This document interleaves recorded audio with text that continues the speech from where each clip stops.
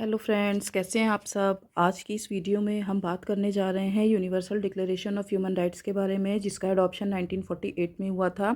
और इसकी हिस्ट्री आप हमारे प्रीवियस वीडियो में देख सकते हैं कि कैसे universal Declaration of Human rights की हमको ज़रूरत पड़ी। वो मैंने उसको बहुत डिटेल में समझाया है, लेकिन ब्रीफली मैं यहाँ बता दूँ कि इसका अडॉप्शन लीग ऑफ नेशन के फेलियर के बाद यूनाइटेड नेशंस बना था।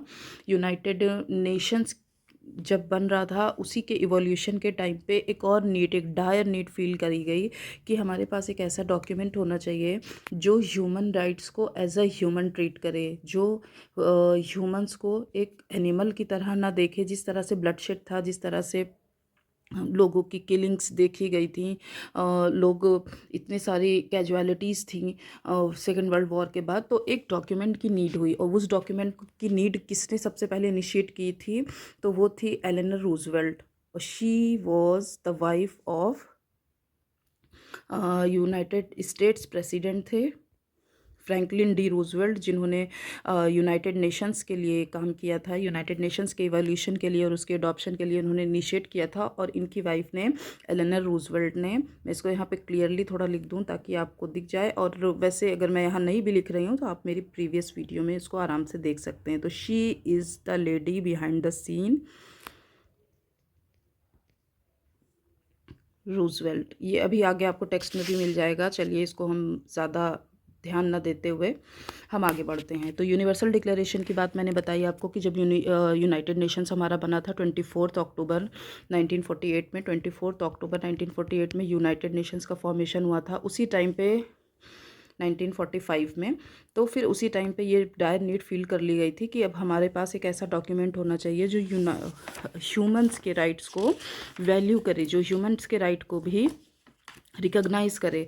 और ये बहुत ही ज़्यादा इम्पॉर्टेंट चीज़ थी ह्यूमन हिस्ट्री में। तो एक डिक्लेरेशन को अडॉप्ट किया गया और उस डिक्लेरेशन का क्या नाम है, universal Declaration of Human rights. इस डिक्लेरेशन का नाम है this one, universal Declaration of Human rights. इसका अडॉप्शन हुआ था 1948 को। तो हमने ये चीज़ें याद कर ली यहाँ पे। तो देखिए, जैसे यहाँ पे लिखा हुआ है, as the violence and destruction of Second World War culminated in effort of foster peace worldwide, United Nations was establish in June 1945। ठीक है, तो सबसे पहले यूनाइटेड नेशंस हमारा बन गया। फिर इन 1948 में 50 मेंबर यूनाइटेड नेशंस के, उन्होंने गाइडेंस अंडर एलेनर रूजवेल्ट, जिसका भी हम नाम ले रहे थे। देखिए यहाँ पे बहुत ही क्लियरली मेंशन्ड है, आप देख सकते हैं, Eleanor Roosevelt. She is the lady behind the scene. इन्होंने बहुत एफर्ट किया, तब हमारे पास सब्सिक्वेंटली 10 दिसंबर 1948 को हमारे पास Universal Declaration of Human Rights आ गया। और जब ये Universal Declaration of Human Rights को अडॉप्ट किया गया था, तो कितनी कंट्रीज़ थी, ये सारी बेसिक इन्फॉर्मेशन है। और जब आप अपने एग्जामिनेशन में या कॉम्पिटेटिव एग्जाम्स के लिए प्रिपेयर करते हैं, तब तो ये इंपॉर्टेंट होता ही है। लेकिन जब अगर आप अपने नोट्स को इफेक्टिव बनाना चाहते हैं, अपने आंसर राइटिंग को इफेक्टिव बनाना चाहते हैं, तो इन मेन पॉइंट्स को अगर आप डालेंगे तो आप का एक बहुत अच्छा, ये कहा जाएगा कि आप एक अच्छी पकड़ रखते हैं, आपको बैकग्राउंड पता है, आपको बेसिक पता है, कॉन्सेप्ट्स पता है, तो अच्छा है, अच्छा स्कोर कर पाएंगे। तो ये 58 कंट्रीज़ ने पार्टिसिपेट किया था। कहाँ किया था, ये रही जगह, पैलेस डी शैलियट, पेरिस में। This is date generally celebrated as human rights day. और 10 दिसंबर एक ऐसी डेट है जब हम सेलिब्रेट करते हैं ह्यूमन राइट्स डे को। ठीक है, 10 December is celebrated as human rights Day. हालांकि इसकी हिस्ट्री तो बहुत ही बड़ी है।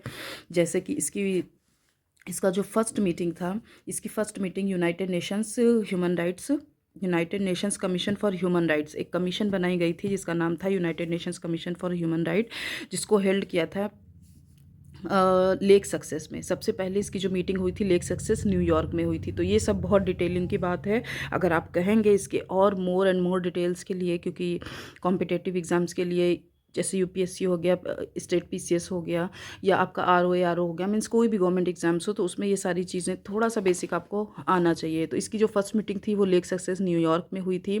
और यूनाइटेड नेशंस यूडीएचआर के फॉर्मेशन के लिए कौन सी कमीशन बनाई गई थी, तो वो कमीशन थी यूएन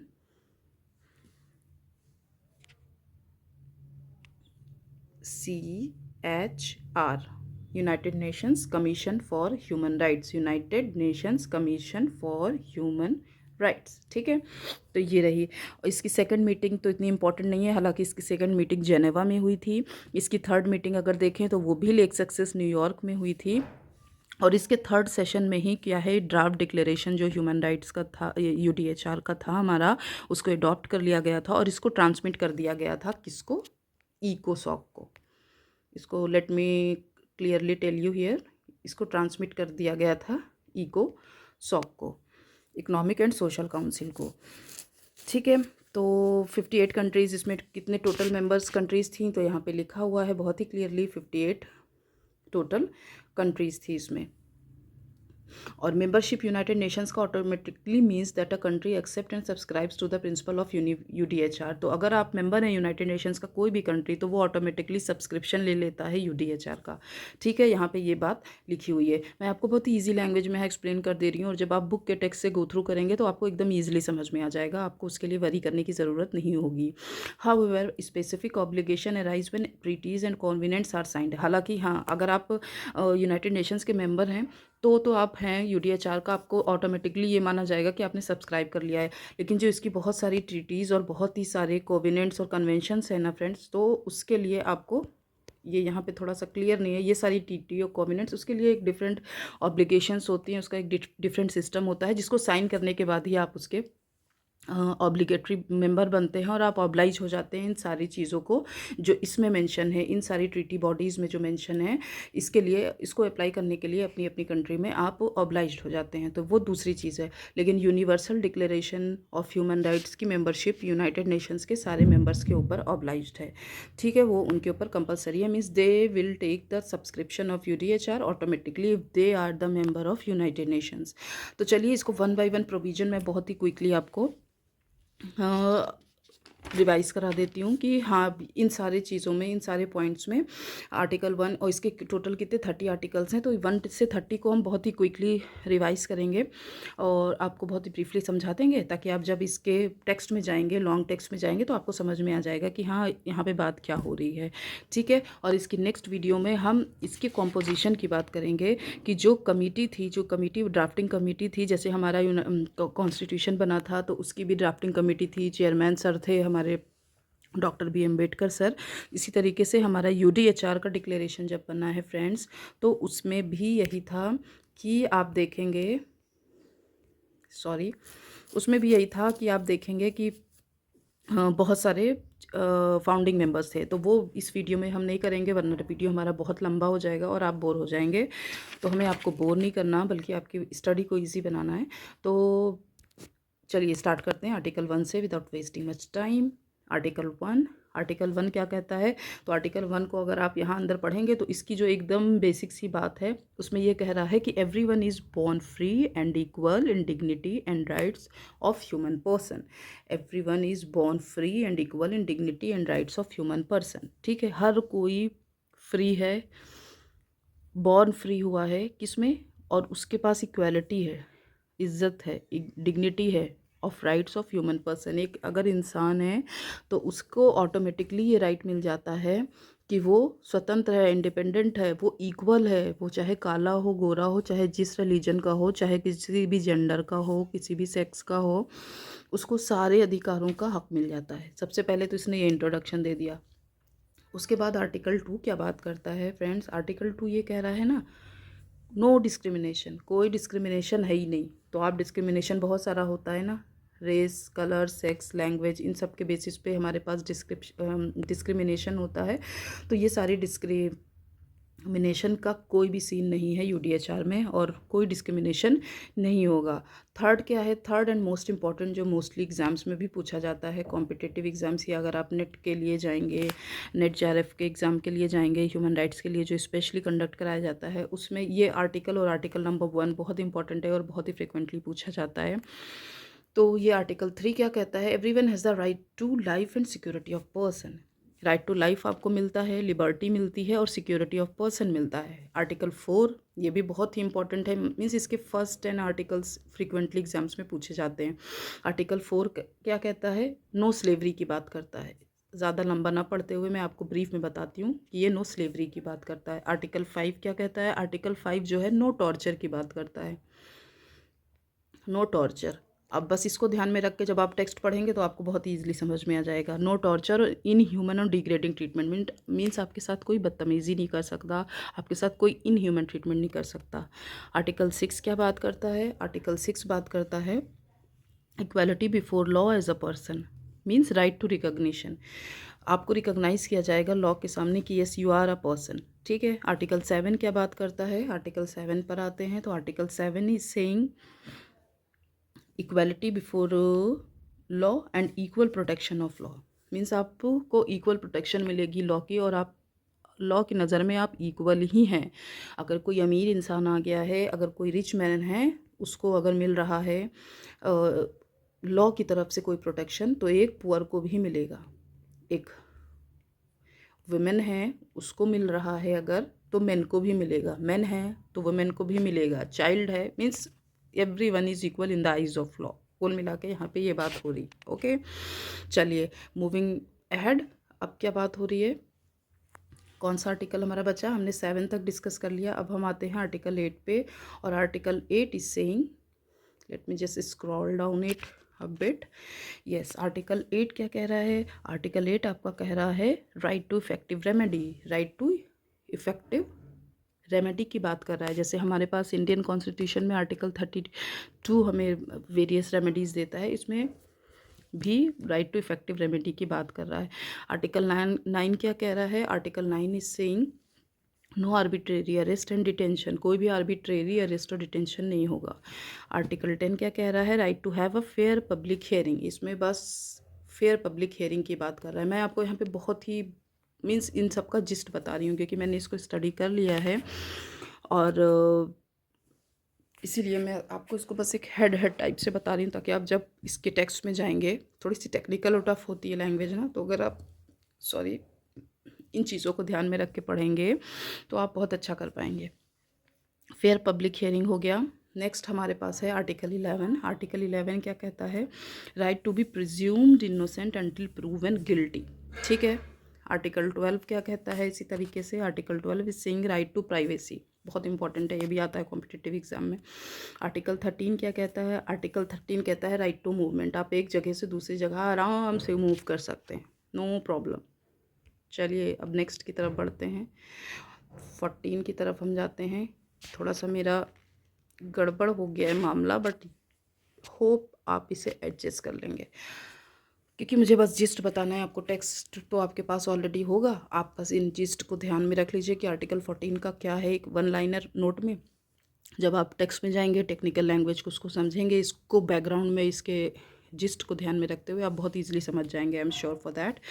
तो आर्टिकल 14 क्या है? आर्टिकल 14 आपकी बात करता है राइट टू असाइलम में, ठीक है। आर्टिकल 15 राइट टू नेशनैलिटी की बात करता है। आर्टिकल 16 मैरिज की बात करता है। आर्टिकल 17 प्रॉपर्टी की बात करता है। आर्टिकल 18 फ्रीडम ऑफ रिलीजन की बात करता है, जो कि हमारे कॉन्स्टिट्यूशन में आर्टिकल 25 टू 25, 26, 27, 28 तक दिया गया है हमारे इंडियन कॉन्स्टिट्यूशन में, ठीक है। और उसके बाद है 19 क्या बात करता है? Right to speech and expression, जो कि हमारे इंडियन कॉन्स्टिट्यूशन में भी प्रिस्क्राइब्ड है। उसके बाद हम आगे बढ़ते हैं। 19 के बाद हमारे पास क्या आ गया? 20। तो 20 क्या बात करता है?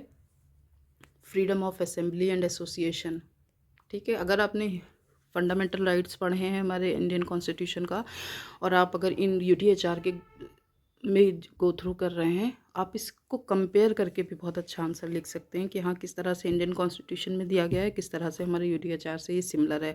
हालांकि फंडामेंटल राइट जो है वो इन्फोर्सेबल है, आप इसको क्लेम कर सकते हैं, बट आप UTHR को क्लेम नहीं कर सकते हैं, क्योंकि ये आप इसके लिए आप कोर्ट डायरेक्ट नहीं जा सकते। हालांकि हाँ, कोविनेंट्स हैं इसके, जो अगर आपकी कंट्री ने, जैसे ICRC है, चाइल्ड राइट्स वाला जो कोविनेंट है, अगर वो वायलेट होता है तो आप इसके लिए डायरेक्ट अप्रोच कर सकते हैं कोर्ट को। लेकिन ये नेक्स्ट, चलिए हम ज़्यादा डिटेल बताएंगे तो फिर हमारी वीडियो बहुत लंबी हो जाएगी। अब हम आर्टिकल 21 पर चलते हैं। आर्टिकल 21 कहता है कि आप पब्लिक सर्वेंट बन सकते हैं, पब्लिक अफेयर्स में पार्ट ले सकते हैं, आप वोट भी दे सकते हैं, आप वोट मीन्स इलेक्शन के लिए आप खड़े भी हो सकते हैं, इलेक्शन के लिए एक कैंडिडेट की तरह खड़े हो सकते हैं, और आपको वोट भी दिया जा सकता है। मीन्स पब्लिक अफेयर्स में आप, गवर्नमेंट पब्लिक अफेयर्स में आप आराम से पार्टिसिपेट कर सकते हैं। आर्टिकल 22 क्या कह रहा है? Article 22 is talking about social security by national efforts and international cooperations. ठीक है, आर्टिकल 22 के बाद आर्टिकल 23 तो बहुत ही ब्लर है, लेकिन मैंने इसको पढ़ा हुआ है तो मैं आपको ऐसे बता सकती हूँ कि राइट टू वर्क है इसमें। आर्टिकल 23 में बहुत इंपॉर्टेंट आर्टिकल है, और ये कैसे ब्लर हो गया, माय गॉड। चलिए, राइट टू वर्क है इसमें, फेयर वेजेस है, just and human conditions of work है, equal pay for equal work है। इसमें ये सारी चीज़ें, ये सारी डिटेलिंग्स दी हुई हैं। आप जब इसको पढ़ेंगे तो आपको समझ में आ जाएगा। आर्टिकल 24 जो है छुट्टी की बात करता है, हॉलीडेज़ की, right to rest and leisure. उसके बाद हम नेक्स्ट बढ़ते हैं, और नेक्स्ट में बात करता है हमारे, let me just scroll it down, 25 बात करता है adequate means for raising standard of living. Means आपके पास एक अच्छा इनकम होना चाहिए भाई, आपको हक है कि आप अच्छा कमाएं, अपनी स्टैंडर्ड ऑफ लिविंग को बढ़ाएं।